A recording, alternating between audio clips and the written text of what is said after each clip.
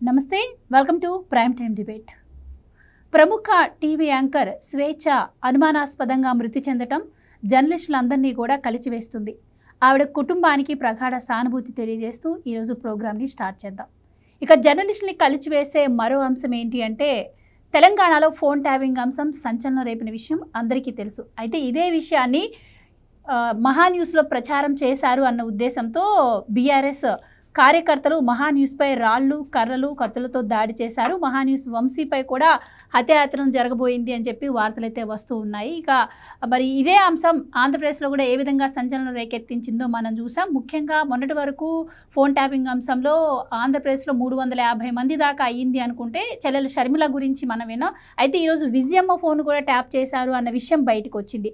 అసలు ఇది ఎంత దూరం వెళ్ళే అవకాశం ఉంది, మరి ఈ కేసు ఎప్పుడు కొలిక్కి రాబోతుంది, అలాగే ప్రచారం చేశారు అన్న ఉద్దేశంతో ఇలా మీడియా సంస్థలపై దాడి చేయడాన్ని ఏ విధంగా చూడొచ్చు, ఇలాంటి విషయాలన్నీ కూడా ఈరోజు డిబేట్లో చర్చిద్దాం. మనతో పాటు డిబేట్లో పార్టిసిపేట్ చేసేందుకు స్టూడియోలో ఉన్నారు సీనియర్ జర్నలిస్ట్ సత్యమూర్తి గారు, అలాగే మరో సీనియర్ జర్నలిస్ట్ టీవీ శ్రీనివాస్ గారు. నమస్కారం సార్. నమస్కారం సార్. నమస్తే సార్. సత్యమూర్తి గారు, ఈరోజు జర్నలిస్టులందరూ కూడా బాధపడాల్సిన అంశం. ఈవెన్ ఏదైనా నిజాన్ని నిర్భయంగా చెప్పేవి, మాట్లాడేవి మీడియా సంస్థలే అంటారు. అలాంటి మీడియా సంస్థలపైన ఈరోజు దాడి జరిగింది. సో అసలు సమాజం ఎక్కడికి పోతుంది, మీ అభిప్రాయం ఏంటి సార్ ఈరోజు జరిగినటువంటి ఘటన పైన? ముందుగా స్వేచ్ఛ బలవన్మరణానికి తీవ్ర సంతాపం వ్యక్తం చేయాల్సిన సందర్భం. అదేవిధంగా మహా న్యూస్ ఛానల్ మీద, టీవీ ఛానల్ కార్యాలయం మీద ఇట్లా దాడి చేయడానికి కారణం ఏదైనా కానీ, దాడి చేయటం అంటే అది కరెక్ట్ కాదు. ప్రజాస్వామ్య వ్యవస్థలో అది కరెక్ట్ విధానం కాదు. ఏదైనా ప్రసారాల మీద ఏదైనా అభ్యంతరాలు ఉంటే వాటి మీద ప్రాపర్ ఛానల్స్ చాలా ఉంటాయి. ఆ ఛానల్స్ ద్వారా వెళ్ళాలి తప్ప అటాక్ చేయటం అనేది కరెక్ట్ కాదు. ఇట్లా ఛానల్స్ మీద అటాక్ చేస్తూ పోవాలి అంటే ఆంధ్రాలో సాక్షి ఛానల్ని ఎప్పుడూ బంద్ చేయించాలి. ఎందుకంటే మొత్తం సాక్షి ఛానల్ కానీ, సాక్షి పేపర్ కానీ తిప్పితే అబద్ధాలే ఉంటాయి, అన్ని వ్యక్తిత్వ హననాలే ఉంటాయి, దారుణమైన వార్తలే ఉంటాయి. ఏది కూడా నిజానికి అసలు దగ్గర కాదు కదా, ఆమడ దూరంలో ఉంటాయి. అటువంటి వార్తలు రాసే ఛానల్నే ఆంధ్రప్రదేశ్ ప్రభుత్వం లేకపోతే కూటమి ప్రభుత్వం వాళ్ళేమి ఎటువంటి ఇది చేయట్లేదు. వాళ్ళేమి అమరావతి రాజధాని వేశ్యల రాజధాని అని చెప్పినా కానీ మామూలు ప్రొటెస్ట్ చేశారు తప్ప ఎక్కడా కూడా ఇటువంటి దాడులు, దౌర్జన్యాలు చేయలేదు. అదేదో ఒక ఫర్నిచర్ షాపుని ఏలూరులో అదేదో యాక్సిడెంటల్గా నిప్పంటుకొని తగలబడితే అది సాక్షి కార్యాలయం అని సాక్షి వాళ్ళు తప్పుడు ప్రచారం చేశారు. అంటే ఫర్నిచర్ షాపులో, పాత ఫర్నిచర్ షాపులో అగ్ని ప్రమాదం జరిగితే మొత్తం తెలుగుదేశం వాళ్ళు వెళ్ళి దాడి చేసి ఆఫీస్ మీద ఆ ఫర్నిచర్ అంతా బయటేసి తగలబెడుతున్నారని చెప్పి ప్రచారం చేసింది సాక్షి. అంటే ఇవన్నీ ఎందుకు చెప్పుకోవాల్సి వస్తున్నది అంటే మనం ప్రజాస్వామ్య వ్యవస్థలో ఉన్నాం, ప్రజాస్వామ్య రీతిగా ప్రవర్తించాలి. అంతేగాని సంఘటన జరిగి బాధపడేవాళ్ళు ఒకళ్ళు, సంఘటన జరగకుండా తప్పుడు ప్రచారం చేసి ఎదుటి వాళ్ళని బదనాం చేసేవాళ్ళు ఒకళ్ళు. ఆ డిఫరెన్స్ చెప్పడానికి నేను ఆ ఏలూరు ఉదాహరణ చెప్పింది. ఇక్కడ టెలిఫోన్ ట్యాపింగ్ విషయానికి వస్తే, టెలిఫోన్ ట్యాపింగ్లో ఒక మహాన్యూసే కాదు కదా, అన్ని ఛానల్స్ మొత్తం తెలంగాణ, ఆంధ్రాలో ఉన్న మొత్తం సోషల్ మీడియా మొత్తం వీటి మీదే ఉంది. న్యూస్ పేపర్లన్నీ వీటి మీదే రాస్తున్నాయి. లేదు, టీవీ ఛానల్స్ అన్నీ వీటి మీదే డిబేట్లు పెడుతున్నాయి. ఎంతమంది మీద దాడి చేస్తావు, ఎంతమంది మీద అటాక్ చేస్తావు, ఎంతమందిని చంపేస్తావు, ఎంతమందిని ఆపుతావు? నువ్వు ఇటువంటి వార్తలు ప్రసారం చేయకుండా నువ్వు ఎంతమందిని ఆపగలుగుతావు? నువ్వు చేసింది ఇప్పుడు ఇక్కడ కేటీఆర్ విషయం అంత మొత్తం బయటకు వస్తూనే ఉన్నది. కేటీఆర్ ఏం చేశాడు, ఎట్లా చేశాడు, ఏంటి అనేది బయటకు చిలవలు పలవలుగా చెప్పుకుంటున్నారు. అందులో వాస్తవం ఎంత, మరి కల్పితం ఎంత అనేది తేలుతుంది, విచారణలో తేలుతుంది. విచారణలో తేలిన తర్వాత కేసీఆర్కి, కేటీఆర్కి క్లీన్ చిట్ వచ్చిందనుకో, ఎవరికి అభ్యంతరం ఉంటుంది? ఎవరికి అభ్యంతరం ఉండదు కదా. అతను ఎవరో మా ప్రభాకర్ రావు, ప్రణీత్ రావుకి శిక్ష పడుతుంది, వాళ్ళు అనుభవిస్తారు. టెలిఫోన్ ట్యాపింగ్ సంబంధించి వాళ్ళు ఎవరికి సమాచారం ఇచ్చారనేది ఇంకా ఎస్టాబ్లిష్ కాలేదు కదా. ఆ కట్ వీళ్ళు అయితే ట్యాప్ చేశారు, అంతవరకు వాస్తవం. 615 వేల ఫోన్లు వాళ్ళు ట్యాప్ చేశారు, కానీ 615 ఆన్ రికార్డు దొరికినాయి. ఆన్ రికార్డు దొరికినప్పుడు వీళ్ళు ఆ సమాచారాన్ని క్రోడీకరించి ఇచ్చారా, లేకపోతే కాల్ రికార్డ్సే ఇచ్చారా, ఎవరికి ఇచ్చారో అనేది ఇంకా ఎస్టాబ్లిష్ కాలేదు, అవుతూ ఉన్నది. ఆ ప్రాసెస్లోనే ఇటువంటి దౌర్జన్యకర సంఘటనలు చేయడం అనేది కరెక్ట్ కాదు. టెలిఫోన్ ట్యాపింగ్ అనేది అతిపెద్ద నేరం.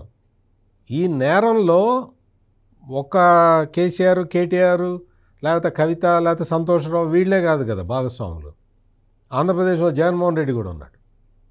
జగన్మోహన్ రెడ్డికి సంబంధించి కూడా మొత్తం వాళ్ళకి మొత్తం ఎవరికైనా కానీ 2 తెలుగు రాష్ట్రాల్లో చాలామందికి వ్యాపారాలు హైదరాబాద్లోనే ఉన్నాయి, ఏ పార్టీ నాయకుడైనా ఎవరైనా. అందుకని ఇక్కడ కాన్సన్ట్రేషన్ ఇక్కడ ఉంటుంది కాబట్టి మొత్తం హైదరాబాదులో అడ్డా పెట్టుకొని మొత్తం అందరి ఫోన్లు ట్యాప్ చేశారు. చంద్రబాబు నాయుడు ఫోను, లోకేష్ ఫోను, పవన్ కళ్యాణ్ ఫోన్లు, అన్ని ఫోన్లు ట్యాప్ అయినాయి. ఆఖరికి ఇందాక మీరు చెప్పినట్టు జగన్మోహన్ రెడ్డి తల్లి విజయలక్ష్మి ఫోన్ కూడా ట్యాప్ చేశారు. బహుశా అందుకనే ఇప్పుడు పాత విషయాలు గుర్తు చేసుకుంటే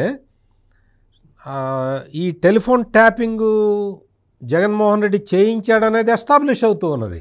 పాత విషయం ఏంటి అంటే అకస్మాత్తుగా ఎటువంటి ప్రొవకేషన్ లేకుండా తల్లిని పార్టీ అధ్యక్ష పదవి నుంచి డిస్మిస్ చేశాడు జగన్మోహన్ రెడ్డి. అంత సడన్గా అకస్మాత్తుగా జగన్మోహన్ రెడ్డి నిర్ణయం తీసుకున్నాడు అంటే అప్పుడు ఎవరికి అనుమానం రాలేదు. ఇప్పుడు అర్థమవుతుంది, తల్లి ఫోన్ని ట్యాప్ చేయటం వల్ల, తల్లి చెల్లితో కలిసి నాటకం ఆడుతున్నది అని తెలుసుకోవటం వల్ల జగన్మోహన్ రెడ్డి అర్ధంతరంగా తల్లిని పార్టీ అధ్యక్ష పదవి నుంచి డిస్మిస్ చేసి అవతల పడేశాడు. ఇది టెలిఫోన్ ట్యాపింగు. మొత్తం అప్పుడు జరిగిన విషయాల్ని, ఇప్పుడు బయటకు వస్తున్న విషయాల్ని కట్ పేస్ట్ చేసుకుంటే వస్తున్న స్టోరీలు ఇవి. శ్రీనివాస్ గారు, మహా న్యూస్పై జరిగినటువంటి దాడిని మీరు ఏ విధంగా చూస్తారు ఒక జర్నలిస్ట్గా? గతంలో ఎలాంటి సంఘటనలు ఎప్పుడైనా జరిగాయా? అండ్ ముఖ్యంగా ఈ అంశం ఏదైతే ఉందో ఇది గత 3 నెలల నుంచి 2 నెలల నుంచి కూడా బాగా హాట్ టాపిక్ అవుతుంది అండ్ అన్ని ఛానల్స్ కూడా టెలికాస్ట్ చేస్తున్నాయి. కానీ ఈరోజు మహా న్యూస్ పైనే దాడి జరిగింది అంటే దాని వెనక ఏమైనా వ్యూహం ఉందంటారా? ముందుగా న్యూస్ యాంకర్ స్వేచ్ఛ అనుమానాస్పద మరణం దురదృష్టకరం. ఆ కుటుంబానికి ప్రగాఢ సంతాపం తెలియజేస్తున్నాం. అదే సమయంలో మహా న్యూస్పై జరిగిన దాడిని తీవ్రంగా ఖండిస్తున్నాం. ఇది జర్నలిజంపై దాడి. ఏది ఇవాళ నిర్భీతిగా తను అనుకున్నది చెప్పగలిగిన స్వేచ్ఛ, రాయగలిగిన స్వేచ్ఛ ఇవాళ జర్నలిస్టులకి ఉండాలి. పత్రికా స్వేచ్ఛ, ప్రసార మాధ్యమాల స్వేచ్ఛ వాళ్ళు వీళ్ళు ఇచ్చేది కాదు, ఇది రాజ్యాంగం కల్పించిన హక్కు అన్నమాట. దీన్ని కాలరాజే అధికారం ఎవరికీ లేదు. దీన్ని ఉపయోగించి మీరు జర్నలిస్టులను ఏదో భయపెట్టాలనుకుంటే అది అయ్యేది కాదనమాట. ఇప్పుడు ఇది ఒక భయంతో చేసిన దుశ్చర్య. ఇప్పుడు మీరు ఎందుకు భయపడుతున్నారు? మీరు నిజంగా మీరు తప్పు చేయకపోతే, ఈ వాస్తవాలు వెలుగులోకి రాకపోతే భయపడాల్సిన అవసరం ఏంటి? మీరు పరీక్షకి నిలబడాలి. ఇవాళ మీరేంటి ఫోన్ ట్యాపింగ్ ఆరోపణల్లో చిక్కుకున్నారు. బీఆర్ఎస్ నేతలు, కేటీఆర్, కేసీఆర్ అందరి మీద వెళ్తున్నాయి. ఏది కవిత ఫోన్ కూడా ట్యాపింగ్ అయిందని వార్తలు వస్తున్నాయి. దీన్ని మీరు ధీటుగా రిప్లై ఇవ్వాలి, ఎదుర్కోవాలి, లీగల్ ఫైట్ చేయండి. అంతేగాని ఈ వీధి పోరాటాలు ఏంటి అంటే మీ గుండాలని పత్రికా ఆఫీసు, ఛానల్ కార్యాలయం పైకి పంపి దొమ్మి చేస్తే, విధ్వంసాలు సృష్టిస్తే, అక్కడ కార్లన్నీ ధ్వంసం చేశారు, మొత్తం కార్యాలయాన్ని ధ్వంసం చేశారు. అందులో పనిచేసే ఉద్యోగులు ఇవాళ భయభ్రాంతులకు గురయ్యారు. ఏది ఒక రకంగా హత్యాయత్నానికి పాల్పడిన పరిస్థితుల్లో దీనిపైన తెలంగాణ ప్రభుత్వం సీరియస్ యాక్షన్ తీసుకోవాలి. ఏది ముఖ్యమంత్రి రేవంత్ రెడ్డి వెంటనే స్పందించాలి. ఇలాంటివి మళ్ళీ పునరావృతం కాకుండా కఠిన చర్యలు చేపట్టాలి. అందరి విజువల్స్ ఉన్నాయి. ఏంటి ఎవరు దాడికి పాల్పడ్డారు, ఎవరు పూల కుండీలు పగలగొట్టారు, కార్లకి ఎవరు డ్యాన్స్ వేశారు, మొత్తం కార్లపై రాళ్ళేసి కొట్టింది ఎవరు, ఆ కార్యాలయం ధ్వంసం చేసింది ఎవరు, విజువల్స్ మీ ముందున్న నేపథ్యంలో ఈ లంపెన్ గ్యాంగ్స్ వీళ్ళందరినీ అర్జెంటుగా వెంటనే అదుపులోకి తీసుకోవాలి. అసలు ఇదే ఎవరు పాల్పడ్డారు? ఏది బీఆర్ఎస్ గుండాలేంటి, ఎవరు రెచ్చగొడితే వాళ్ళు వచ్చారు, ఎక్కడి నుంచి వచ్చారు, వాళ్ళని అలా ప్రేరేపించింది ఎవరు? వీటన్నిటిపైన కూడా ఇవాళ కఠిన చర్యలు చేపట్టాలన్నమాట. ఇక్కడ ట్యాపింగ్ విషయానికి వచ్చేసరికి ఇదేంటి, ఇది ఇవాళది కాదు, గత ఏడాదిన్నరగా జరుగుతోంది. ఇప్పుడు 4-5 అరెస్ట్ అయ్యారు. ప్రభాకర్ రావుని అక్కడి నుంచి పట్టుకొచ్చారు. ఇప్పుడు స్పష్టంగా మీరు ఆ ప్రణీత్ రావు లేకపోతే అక్కడ ఆ రాధాకిషన్ రావు వాళ్ళు ఇచ్చిన వాంగ్మూలాలు ఏంటి, మ్యాజిస్ట్రేట్ ముందు చెప్పినటువంటి మాటలు, పెద్ద ఆయన చెబితే చేశాం అని వాళ్ళు అంటుంటే వాళ్ళ పెద్ద ఆయన ఈ విధంగా ఛానల్ కార్యాలయాలపై దాడులకు ప్రోత్సహిస్తున్నాడా? ఇది కేటీఆర్ ప్రోద్బలంతో జరిగిందా, కేసీఆర్ ప్రోద్బలంతో జరిగిందా? ఏంటంటే ఇప్పుడు ఇవాళ మహాన్యూస్పై జరిగింది, రేపు ఇంకోళ్ళపై జరగచ్చు. జర్నలిస్టు సంఘాలు కూడా దీన్ని ఇవాళ సంఘటితంగా ఖండించాలన్నమాట.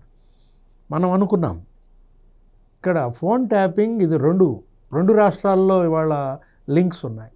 తెలంగాణలో ఫోన్ ట్యాపింగ్ 615 మంది ఫోన్లు ట్యాప్ చేశారని ఒక మెయిల్ అక్కడ స్పష్టంగా ఆధారాలు కనపడుతున్నాయి. దాంట్లో మరి అందరూ కాంగ్రెస్ నాయకులు ఉన్నారు, హైకోర్టు జడ్జీలు ఉన్నారు. నిన్న ఏబిఎన్ ఎండి రాధాకృష్ణ గారు కూడా నిన్న పిలిపించారు. ఆయన 1 గంట విచారించి ఆయన ప్రశ్నలు వేశారు. అంటే ఆయన నంబర్ కూడా ఉండటమే కాదు, TV5 చైర్మన్ ఎవరు బిఆర్ నాయుడు గారు కూడా రమ్మని పిలిచిన దీంట్లో వీళ్ళు ఇంకా ఎవరిని వదిలేశారు?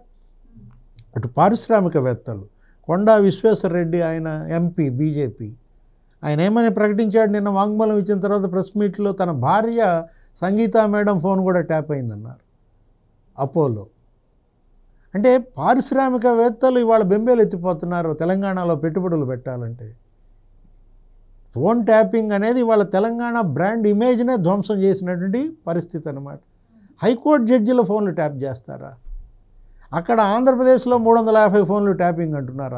ఇదేంటి బయటకు వచ్చినవి? అసలు అనధికారికంగా ఇంకా ఎంతమంది ఫోన్లు ట్యాప్ అయ్యాయి? మొత్తం ఇప్పటివరకు 4000 ఫోన్లు ట్యాప్ అయ్యాయి అంటున్నారు. మరి ఇప్పుడు అసలు ఆధారాలు ధ్వంసం చేశారు, హార్డ్ డిస్కులన్నీ ధ్వంసం చేసి మూసీ నదిలో వేశారు, కాల్చి బూడిద చేశారు కొన్ని డాక్యుమెంట్స్ని అన్నమాట. ఇప్పుడు ప్రణీత్ రావు కానీ లేకపోతే రాధాకృష్ణరావు కానీ ఇక్కడ ఈ ట్యాపింగ్లో కేసీఆర్ ప్రమేయం ఏంటి, కేటీఆర్ ప్రమేయం ఏంటి, బీఆర్ఎస్ నాయకులు దేనికి వాడుకున్నారు? ఇది ఒక ఎత్తు అయితే ఆంధ్రప్రదేశ్లో జగన్మోహన్ రెడ్డి ఆయన పాత్ర ఏంటి? షర్మిల ఫోన్లు ట్యాప్ చేశారంటే కేసీఆర్ లేకపోతే బీఆర్ఎస్ రాజకీయ కారణాలతో ట్యాప్ చేశారా? అసలు షర్మిల తల్లి, ఇప్పుడు జగన్మోహన్ రెడ్డి తల్లి విజయమ్మ ఫోన్ ట్యాపింగ్ అయిందంటే ఆమె ఏంటి? అసలు ఒక మాజీ ముఖ్యమంత్రి భార్య, రాజశేఖర రెడ్డి భార్య, ఆమె ఫోన్ ట్యాప్ చేయాల్సిన అవసరం ఎవరికి వచ్చింది? అది రాజకీయ కారణాలు కాదు. అదేంటి? కుటుంబ కారణాల, ఆర్థిక కారణాల? విజయమ్మ ఎవరితో మాట్లాడుతోంది ఏంటి తెలుసుకోవాలని కేసీఆర్కు ఉంటుందా, కేటీఆర్కు ఉంటుందా, ఎవరికి ఉంటుంది? అంటే జగన్మోహన్ రెడ్డి తల్లి ఫోను ట్యాపింగ్ చేయించాడు, జగన్మోహన్ రెడ్డి చెల్లి ఫోను ట్యాపింగ్ చేయించాడంటే ఎందుకంత అభద్రత, అనుమానం? అసలు తల్లి ఫోన్ ట్యాప్ చేయించిన కొడుకుగా ఇవాళ ప్రజల దృష్టిలో ప్రధాన దోషి జగన్మోహన్ రెడ్డి. బీజేపీ నాయకులు దీనిపైన సిబిఐ ఎంక్వైరీ డిమాండ్ చేస్తున్నారు. కిషన్ రెడ్డి అదే డిమాండ్ చేశాడు, విశ్వేశ్వరరెడ్డి అదే డిమాండ్ చేశాడు. ఇప్పుడు సిబిఐతోనే విచారణ జరిపించాలి. ఎందుకంటే ఇది 2 రాష్ట్రాలతో ముడిపడిన అంశం. అప్పటి ప్రధాన ప్రతిపక్ష నేత ఇప్పటి ముఖ్యమంత్రి చంద్రబాబు నాయుడు ఫోన్ కూడా ట్యాపింగ్ గురైందన్నారు. ఆయన దీనిపై అప్పట్లోనే లేఖ రాశాడు ప్రధాని మోడీ, 2020లోనే తన ఫోను ట్యాపింగ్ గురవుతోందని. Lokesh phone tapping, Pawan Kalyan phone tapping. అంటే ఇవాళ ఆంధ్రప్రదేశ్లో ఫోన్ ట్యాపింగ్ పైన, తర్వాత ఇక్కడ తెలంగాణలో ఫోన్ ట్యాపింగ్ పైన ఇవాళ ప్యారలల్గా దర్యాప్తు జరిపించాలి. సుప్రీంకోర్టు పర్యవేక్షణలో సిబిఐ దీన్ని టేకప్ చేస్తేనే కానీ ఇది ఒక లాజికల్ ఎండ్కి రాదు. సత్యమూర్తి గారు చెప్పారు, ఇది తీవ్ర నేరం.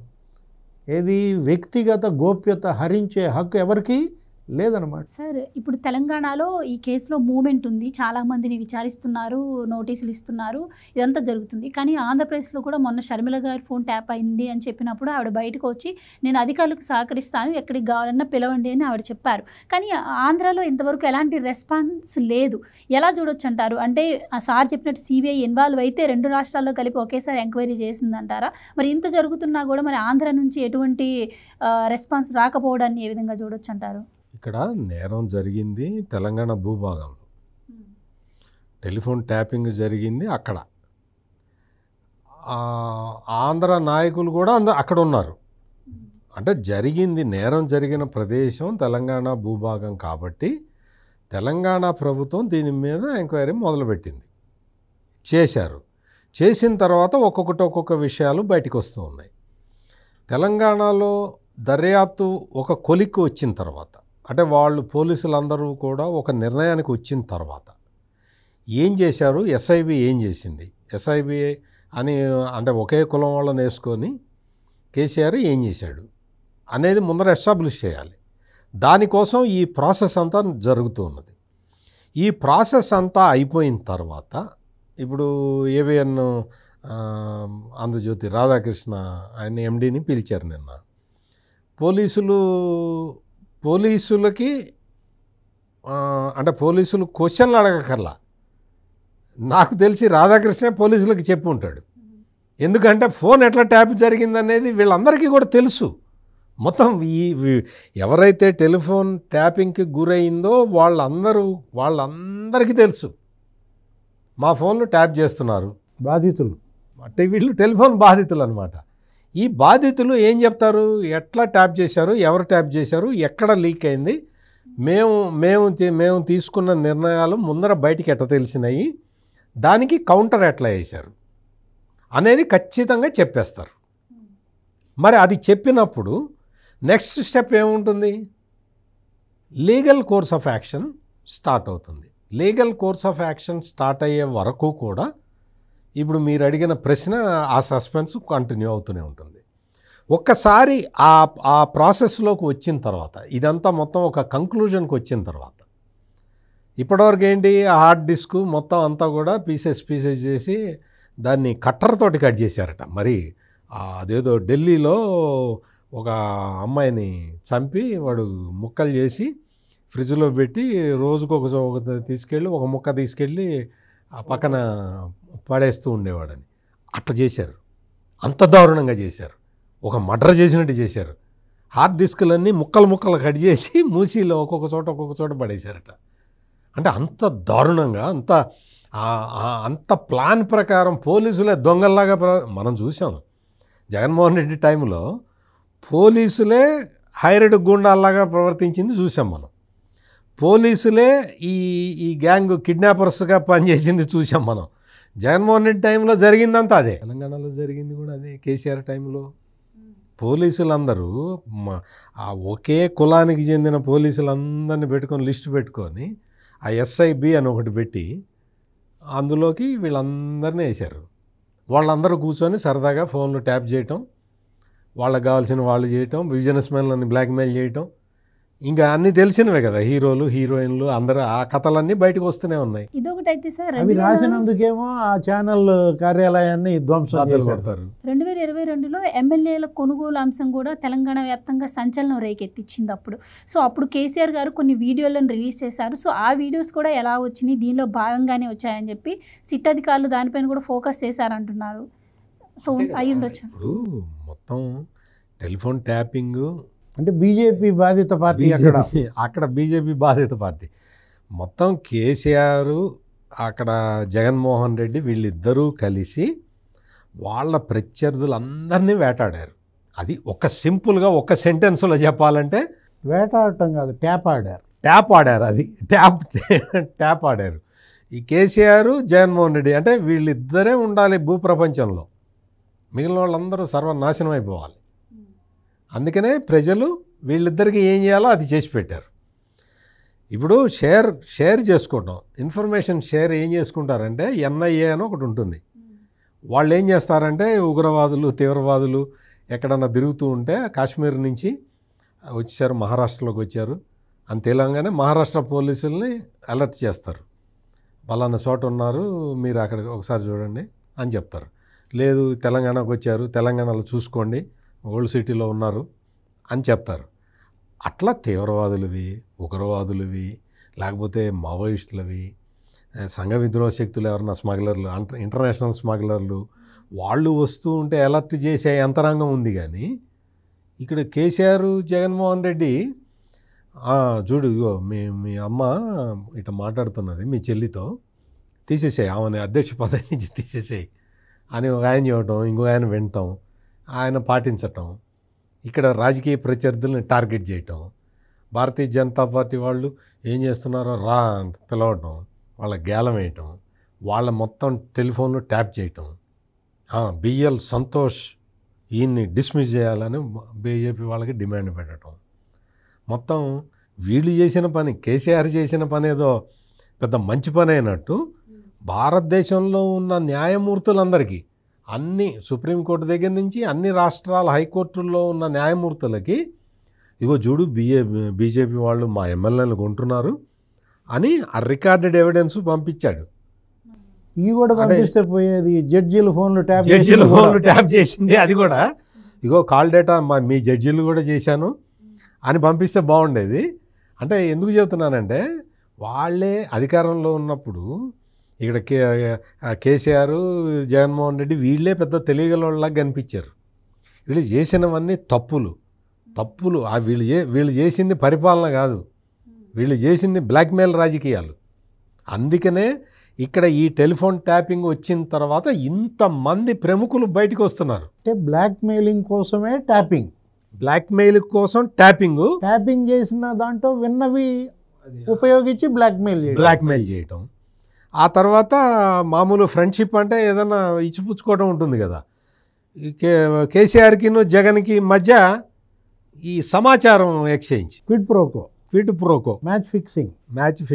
గిఫ్ట్, నువ్వు అమరావతిని నాశనం చేయి, నీ ఆస్తుల్ని ఇక్కడ పెంచుతాను నేను, ఇగో ఈ సమాచారం తీసుకో, నువ్వు తల్లిని డిస్మిస్ చేయి. ఇదనమాట క్విడ్ ప్రోకో. ఈ క్విడ్ ప్రోకో రాజకీయాలు ఏంటి, ఇదేంటి? అందుకనే ఆంధ్ర ప్రజలు, తెలంగాణ ప్రజలు ఇద్దరూ కూడా కలిసి కట్టుగా మాట్లాడుకున్నట్టుగా తెలంగాణలో కేసీఆర్ని పంపించారు, ఆంధ్రాలో జగన్మోహన్ రెడ్డిని పంపించారు. మరి తర్వాత ఏం చేయాలో అర్థం కాక కవిత వచ్చి మళ్ళీ ఆంధ్రప్రదేశ్లో బిర్యానీ గురించి మాట్లాడుతున్నది. ఇంకేం చేయాలి ఇప్పుడు? టెలిఫోన్ ట్యాపింగ్ ఎస్టాబ్లిష్ అయిపోతున్నది. అక్కడ ఈ రెండు పార్టీలు, కేసీఆర్ పార్టీ, అక్కడ జగన్ పార్టీ మళ్ళీ అధికారంలోకి వస్తాయో రావో తెలియటం లేదు. అందుకని మళ్ళీ ఆంధ్ర సెంటిమెంట్ని రెచ్చగొట్టడానికి ఆంధ్ర బిర్యానీ గురించి ఎవడడిగాడు నిన్న? ఆంధ్ర బిర్యానీ గురించి. సరే, ఇప్పుడు ప్రజెంట్ ఈ అంశంపై కేటీఆర్ గారు కూడా స్పందించారు. కొంతమంది వ్యక్తులు మీడియా ముసుగులో, కొన్ని మీడియా సంస్థలు తనపై కావాలని కూడా అసత్యాలు, అబద్ధాలు ఉద్దేశపూర్వకంగా ప్రచారం చేస్తున్నారు. అలాంటి వారిపై చట్టపరంగా నేను చర్యలకు దిగుతాను అని చెప్పి ఆయన ఒక మాట అన్నారు. సో ఎలా చూడొచ్చు అంటారు? చట్టపరంగా చర్యలు తీసుకుంటానన్న కేటీఆర్ చట్ట విరుద్ధంగా దాడులు ఎలా చేపిస్తున్నారు? ఛానల్ కార్యాలయంపై దాడి చేయటం, ధ్వంసం చేయటం, వాళ్ళపై హత్యాయత్నాలకు పాల్పడటం. అక్కడ ఎంతమంది జర్నలిస్టులు పనిచేస్తున్నారమ్మా? పొట్టకూటి కోసం ఆ కార్యాలయంలో పనిచేస్తున్న జర్నలిస్టుల పైన ఇంత భయోత్పాతం సృష్టిస్తారా? ఇది చట్ట విరుద్ధం కాదా? ఇది చట్టబద్ధం ఎలా అవుతుంది? ఇక్కడ ఒక మహా న్యూస్ ఛానల్పై దాడి గురించి కాదు. ఇప్పుడు మనం ఇష్యూ ఏంటంటే, మీరు ఫోన్ ట్యాపింగ్, సత్యమూర్తి గారు చెప్పారు, ఎవరి ఫోన్లు ట్యాప్ చేయాలి? కేంద్ర హోమ్ సెక్రటరీ ఎవరి ఫోన్లు ట్యాప్ చేయడానికి అనుమతిస్తాడు? మావోయిస్టులు, టెర్రరిస్టులు, ఇలాంటి వాళ్ళ ఫోన్. అంతే కదా. ఇవాళ ఏంటి, బాహ్య శక్తుల వల్ల దేశానికి ముప్పు వాటిల్లినా, లేదు అంతర్గత శక్తుల వల్ల దేశ భద్రతకి నీకు ఏదన్నా ముప్పు ఉన్నా వాళ్ళ ఫోన్లు ట్యాప్ చేయించడానికి పర్మిషన్ అడగాలి. కమిటీ మావోయిస్టుల వివరాలు సేకరించేందుకే అని చెప్పి తెలంగాణ ప్రభుత్వం ఇప్పుడు పర్మిషన్ తీసుకుంది అంటున్నారు. ఇప్పుడు ఇక్కడ మావోయిస్టు ఏబిఎన్ రాధాకృష్ణ, ఈయన పేరు కూడా పెట్టారు మావోయిస్టు. ఇప్పుడు మావోయిస్టులతో ఆయనకు సంబంధాలు ఉన్నాయా? మీ దృష్టిలో ఒక ఛానల్, ఒక మీడియా హౌస్ అధిపతి, ఒక జర్నలిస్ట్ ఎన్నాళ్ళు నుంచి రాధాకృష్ణ పనిచేస్తున్నారమ్మా? విజయలక్ష్మి అన్న అంతర్జాతీయ ఉగ్రవాదే. ఇప్పుడు రాధాకృష్ణ ఎంతమంది ముఖ్యమంత్రులను చూశాడు? ఎన్ని పార్టీలు అధికారంలో ఉన్నాయి? ఆయన ఫోన్ గతంలో ఏ ముఖ్యమంత్రి అయినా ట్యాపింగ్ చేయమని ఆదేశాలు ఇచ్చారా? రాజశేఖర రెడ్డి ఇచ్చాడా? అంటే ఎంత దిగజారుడుతనం, అసలు ఎంత నీచానికి అది పరాకాష్ట. TV5, ABN వాళ్ళ ఫోన్లు మీరు ట్యాపింగ్ చేయటం అంటే, సత్యమూర్తి గారు అన్నారు. ఇప్పుడు విజయమ్మ ఉగ్రవాదే? ఉగ్రవాదులతో ఆమెకు సంబంధం ఉందనా? ఆమె ఫోన్ నెంబర్ దీనిలోకి ఎందుకు యాడ్ చేశారు? ఈ లిస్టులో విజయలక్ష్మి ఫోన్ నెంబర్ ఉందంటే దేంతో నవ్వాలో అర్థం కావట్లేదు. షర్మిల ఫోన్ నెంబర్ ఉండటం ఏంటి? షర్మిల ఫోన్లు ట్యాపింగ్ చేయమన్నది ఎవరు? చేసింది ఎవరు? అసలు జగన్మోహన్ రెడ్డి గారు నాకు అసలు ఫోన్ ట్యాపింగ్ అంటే ఏంటి అని అడుగుతున్నారు. ఆయనకు ఫోనే లేదంటాడు. తెలివిగలాడు. ఎందుకంటే మళ్ళీ ట్యాపింగ్ అవుద్దని ఫోన్ కూడా వాడు. ఎవరి ఫోన్లు వాడతాడు? పిఏ నాగేశ్వర రెడ్డి ఫోన్ ఇస్తాడు, లేకపోతే ఆ సునీల్ అనేవాడు ఫోన్ ఇస్తాడు, లేకపోతే కృష్ణమోహన్ రెడ్డి ఫోన్ వాడతాడు తప్ప అతని ఇప్పుడు ఆ వాహనం ఇప్పుడు ఏది సింగయ్య దొక్కిన వాహనం కూడా ఆయనది కాదు. అసలు తెలంగాణలో వాళ్ళ ప్రత్యర్థుల కోసం వాళ్ళు చేసుకున్నారేమో, అప్పుడు రాజకీయ పరిస్థితులు బట్టి చేపించారేమో షర్మిల, దాంతో నాకేం సంబంధం అంటున్నారు జగన్మోహన్ రెడ్డి గారు. సో షర్మిల అంటే అప్పుడు తెలంగాణలో పార్టీ పెట్టింది కాబట్టి అప్పుడు అధికార పార్టీ చేపించింది అనుకోవచ్చు. మరి విజయమ్మ ఫోన్ ఎవరికి అవసరం ఉంటుంది సార్ చేయించడానికి? విజయమ్మ మేము మా పార్టీ అధ్యక్షురాలుగా తీసేసిన తర్వాత షర్మిల ఆ పార్టీకి పెట్టుకుంది, అందుకని వైఎస్ఆర్టీపీ గౌరవ అధ్యక్షురాలుగా ఆమె ఫోన్ ట్యాప్ చేశారేమో అంటాడు. జగన్మోహన్ రెడ్డి నాలుక ఇటు పడితే ఇటు తిరుగుద్దమ్మా, అది మామూలు నాలుక కాదనమాట. ఇప్పుడు ఇక్కడ ఇష్యూ ఇక్కడ జగన్మోహన్ రెడ్డి కాదు, కేసీఆర్ గారు. వీళ్ళు అప్రస్తుతం, వీళ్ళకి అధికారం ఇచ్చింది 5 ఏళ్ల వరకే. మీరు జనం ఫోన్లు మీరు ట్యాపింగ్ చేయడం ఏంటి అంటే ఇజ్రాయెల్ నుంచి వాళ్ళ పరికరాలు ఇక్కడికి తీసుకొచ్చారని, పెగాసస్ని మించిన టెక్నాలజీని ఉపయోగించారని, దీనికోసమే అసలు ప్రత్యేకంగా కొన్ని వాహనాలని సిద్ధం చేశారని ఇప్పుడు మొత్తం వరుసపెట్టి ఇస్తున్నటువంటి వాంగ్మూలాల నేపథ్యంలో రేపు ప్రభాకర్ రావు ఆయన అసలు విచారణకు దేనికి సహకరించట్లేదు అంటున్నారు. ఏంటి ఆయన తెలియదు, గుర్తులేదు, మర్చిపోయా, అవే సమాధానాలు చెప్తున్న నేపథ్యంలో జగన్ ఫార్ములా ఏది అదుర్స్ ఫార్ములా, అదే అదుర్స్ అక్కడ కూడా వేస్తున్నారనమాట. ఇప్పుడు సుప్రీంకోర్టు మరి రేపో మాపో తెలంగాణ ప్రభుత్వం అడుగుద్ది అంటున్నారు ఆయన కస్టడీకి ఇవ్వమని. ఈ ఇచ్చినటువంటి ఈ దర్యాప్తు ఇప్పటిదాకా జరిగిందంతా ఒక ఎత్తు, ఇకపై జరగబోయేది ఇంకొక ఎత్తు అనమాట. అంటే సార్ నాకు ఒక డౌట్ సార్, అంటే ఇంత జరుగుతున్నా కూడా మరి ఇంటెలిజెన్స్కి ఎలాంటి రిపోర్ట్ ఉండదంటారా? ఇంటెలిజెన్స్ ఇన్వాల్వ్మెంట్ లేదంటారా దీంట్లో?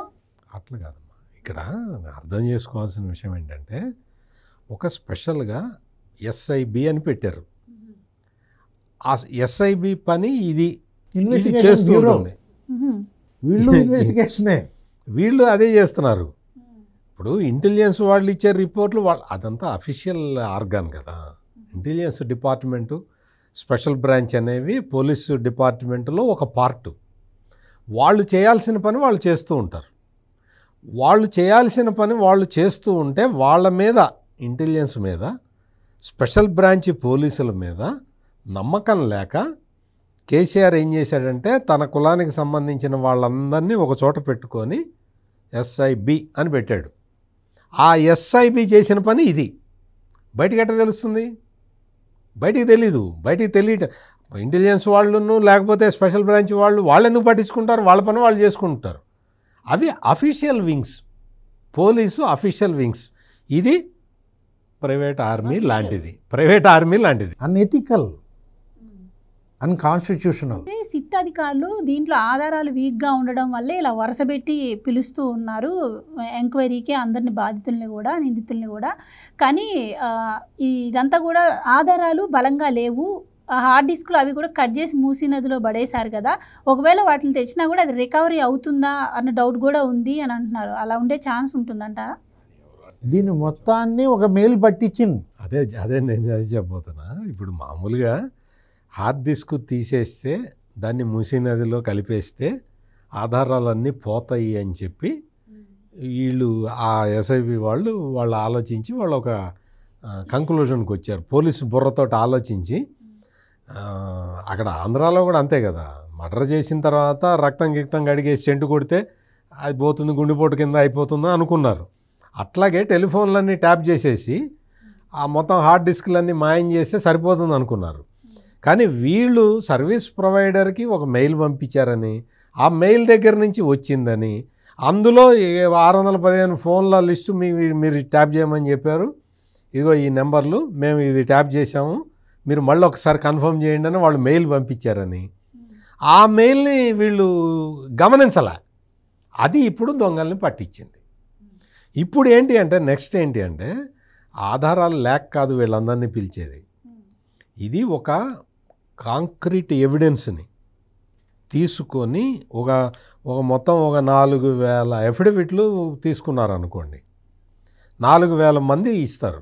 ఏంటి, నా ఫోన్ ట్యాప్ అయింది, నాకు ఈ సమాచారం నేను అతి గోప్యంగా ఉంచుకుంటే నా వ్యాపార పరంగా దీన్ని పెట్టి నన్ను బలానా పోలీసోడు నన్ను బ్లాక్మెయిల్ చేశాడు, నా దగ్గర ఇన్ని డబ్బులు తీసుకున్నాడు అని ఇటువంటివన్నీ. ఏదో ఉదాహరణ చెప్తున్నా, ఏదో హీరోయిన్ ఉంది, ఆమె చెప్తుంది నా కెరియరు దీనివల్ల నాశనం అయింది, నన్ను బ్లాక్మెయిల్ చేశారు, అందువల్ల నేను తెలంగాణ రాష్ట్రం వదిలిపెట్టి నేను మా ఊరికి వెళ్ళిపోయాను అని అఫిడవిట్ ఇచ్చింది అనుకోండి. అదేవిధంగా వీళ్ళందరూ కూడా చాలామంది ప్రముఖులు, జర్నలిస్ట్ ప్రముఖులు ఉన్నారు. వాళ్ళందరూ కూడా ఇదిగో మా టెలిఫోన్ ట్యాప్ అయింది.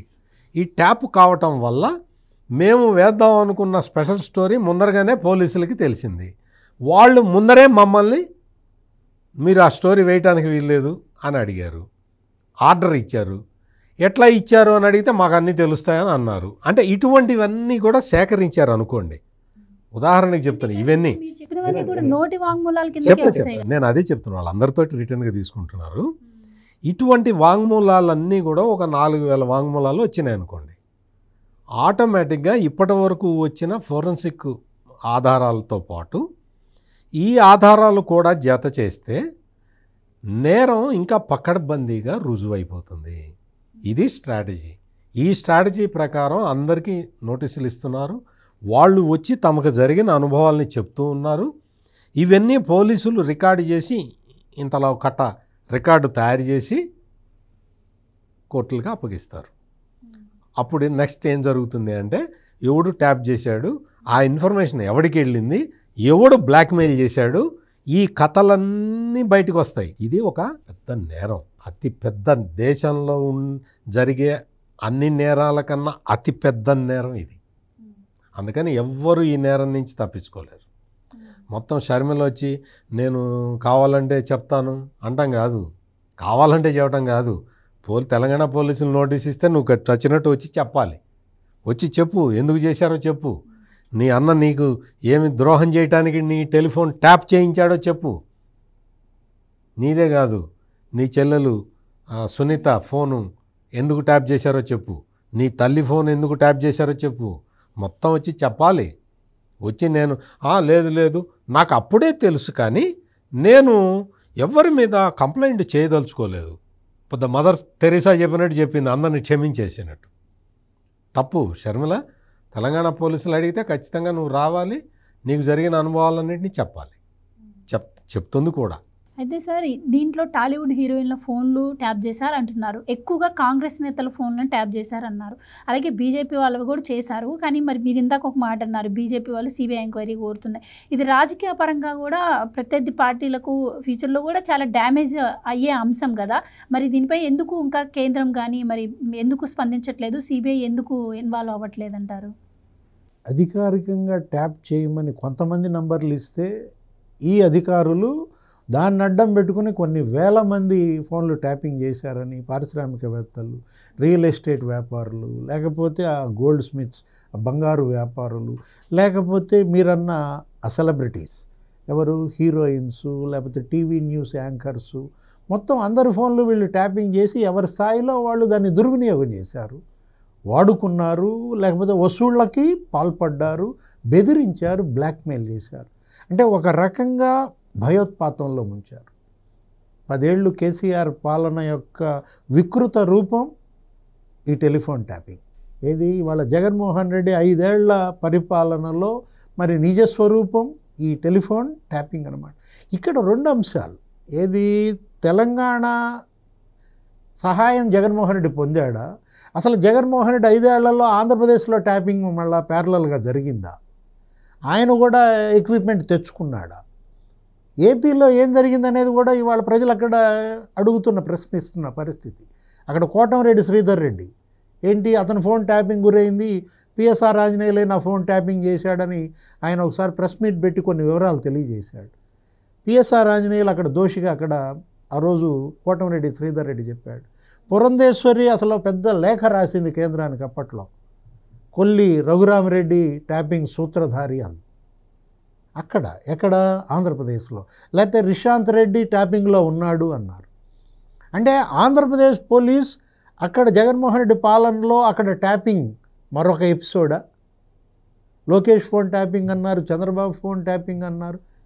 ఇక్కడ తెలంగాణలో ఈ అంశం 2 రాష్ట్రాలతో ఇవాళ ట్యాపింగ్ భూతం జడలు విప్పుకొని నీకు అక్కడ ఒక భూతంలాగా మారిందంటే దీన్ని మరి నిగ్గుదేల్చాలి.